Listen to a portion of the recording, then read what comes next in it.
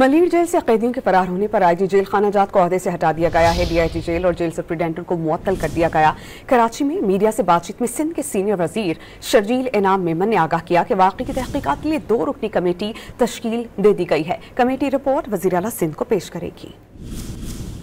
20 घंटे के अंदर जो लोग वॉलंटियरली वापस आ जाते हैं, जो कैदी या जो पुलिस को सरेंडर करते हैं, तो उनके खिलाफ कोई सख्त कार्रवाई नहीं होगी। लेकिन अगर 24 घंटे के बाद जो भी जिनको पुलिस गिरफ्तार करके आएगी या अभी भी जिनको पुलिस गिरफ्तार करके आएगी, उनको जेल ब्रेक की दफात लगेंगी। जेल ब्रेक की दफात जो है वो 7 साल तक की सजा जो है वो है। एक्शन लेते हुए चीफ मिनिस्टर साहब ने जो है आईजी जेल को फौरी तौर पर अपने ओहदे से हटा दिया है।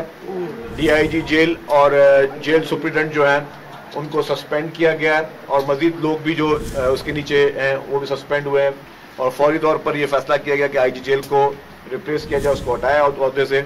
और इसकी इंक्वायरी के लिए 2 रुकनी कमेटी बनाई गई, जिसमें कमिश्नर कराची और एडिशनल आईजी कराची जो है वो उसकी इंक्वायरी करके रिपोर्ट चीफ मिनिस्टर साहब को सबमिट कराएंगे।